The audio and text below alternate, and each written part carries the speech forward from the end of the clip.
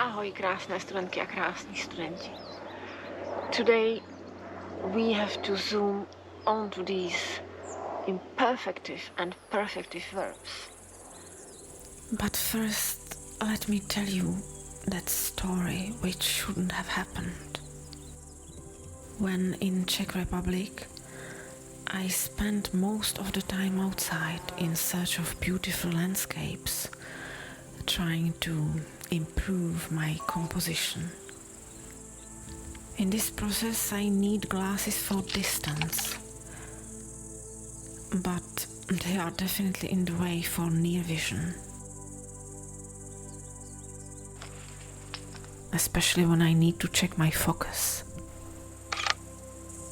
In July, the days were warm and the light so soft and dimensional that I kept walking through forests and meadows with high grass from dawn to sunset, not knowing what to film first. The morning mist, the curvy hills or the playful butterflies.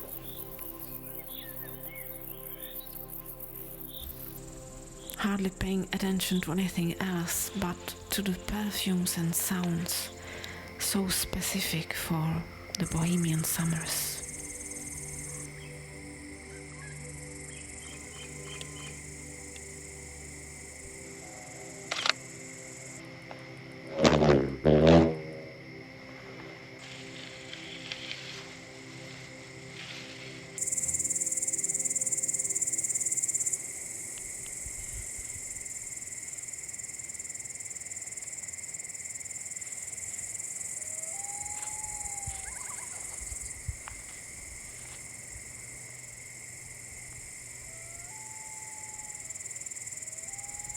My glasses must have fallen somewhere into that sea of green and gold stems.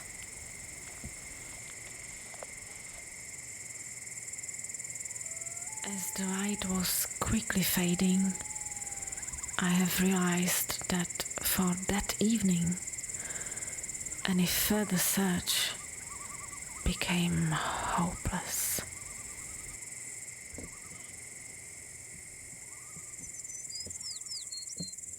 The linguistic term of verbal aspect is often used even in other languages to indicate the various characteristics of actions and states. For example, the English opposition between simple versus continuous. In spite of certain similarities, such distinctions cannot be really confused with the specific concept of verbal aspect in Czech and in other Slavic or Slavonic languages. So this concept is really very specific to Czech and the Slavic languages, and we have to look at it this way. And few of you asked me whether the verbal aspect in Czech was the same as tense. So the sensible answer would be that the category of verbal aspect is closely interrelated with the category of tense, if that makes any sense.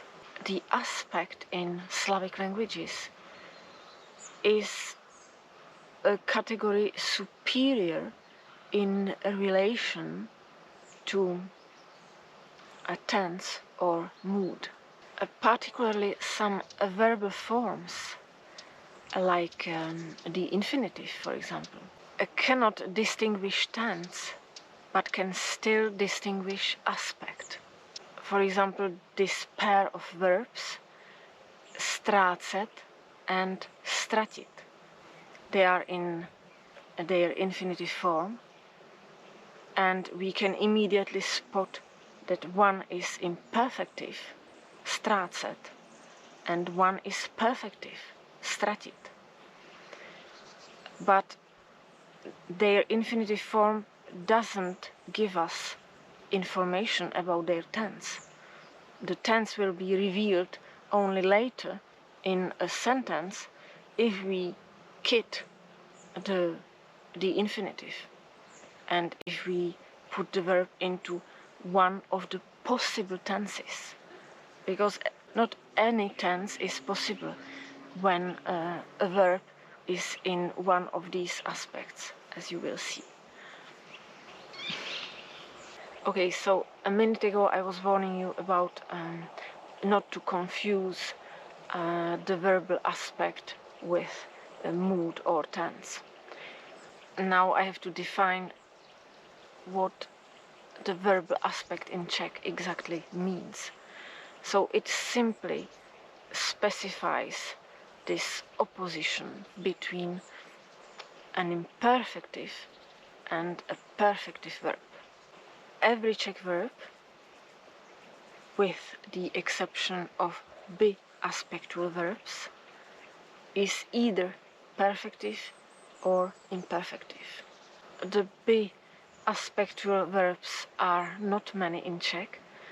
Right now I can think only of 3: věnovat, emigrovat, and aktivovat. So the fact of Czech verbs being either imperfective or perfective is clearly reflected in the use of the terminology nedokonavý vid versus dokonavý vid, or nedokonavé sloveso versus dokonavé sloveso. As we saw before, it's from dokonat, which means to accomplish.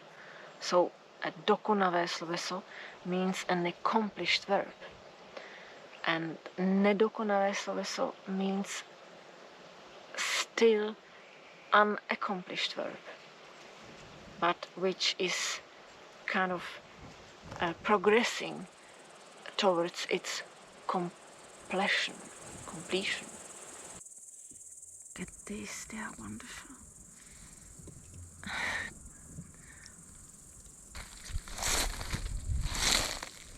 The imperfective verbs would be like those distant clouds. These. It seems like a continuous flow of clouds. We know that one day they will have an end, but there are so many of them and we don't see the beginning or the ending of them. And the perfective verbs will be more like this blackberry, very definite in their shape. We can clearly see the boundaries of it. Or that cloud over there, this one. We can see its boundaries and it's a one-time definite action. Is it better now? Do you start to understand? If not, it's not the fault of the student, it's the fault of the teacher. So I have to make more effort, but right now I'm in the process of explaining this to you. Vysvětluji vám koncept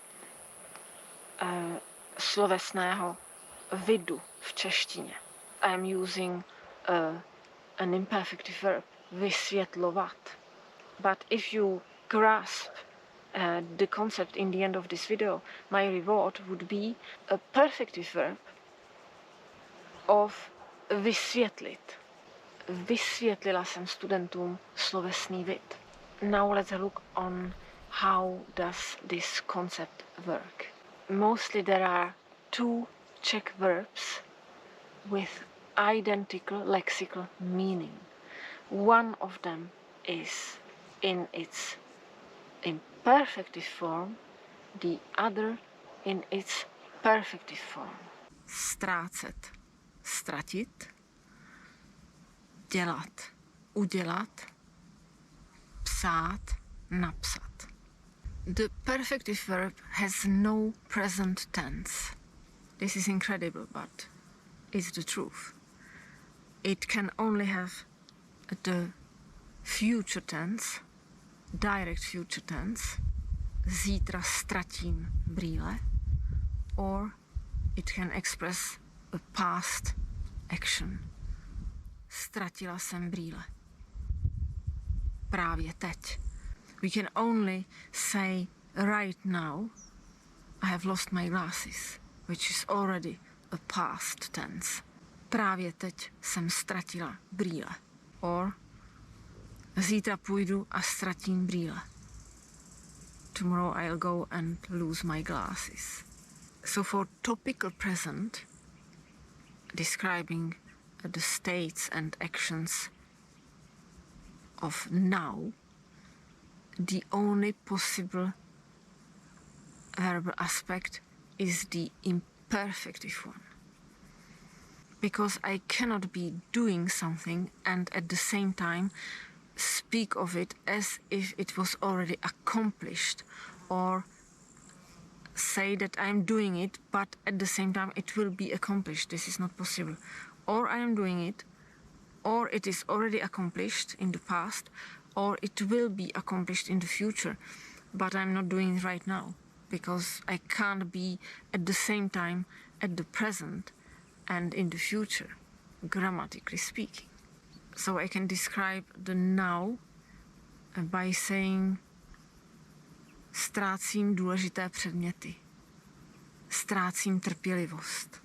Or, if I want to refer to the future, zítra ztratím brýle. And if I want to refer to the past, ztratila jsem brýle. Or, ztratila jsem trpělivost. But I cannot say včera ztrácím trpělivost. It would be yesterday I am losing patience. This is not possible. You can think of it as of steps. When you are on the step 2, you cannot be on the step 1, and you are not yet on the step 3. And this is also the interrelation with tense, without becoming the tense. So it's, yes.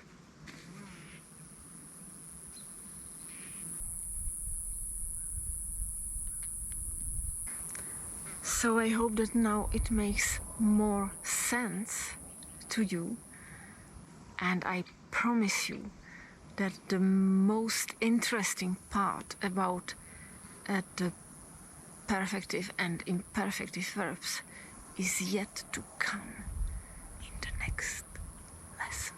For now, I can just tell you that the perfective and imperfective verbs come in pairs. It's like marriage. When the couple is well balanced, there are two of them. The imperfective, which is balanced by the perfective. But life happens, and sometimes there is only one partner left out of this couple. And we will talk about this the next time. I wish you a beautiful day and a beautiful evening. Přeji vám krásný den a krásný večer a velice dobrou noc. A těším se brzy na shledanou.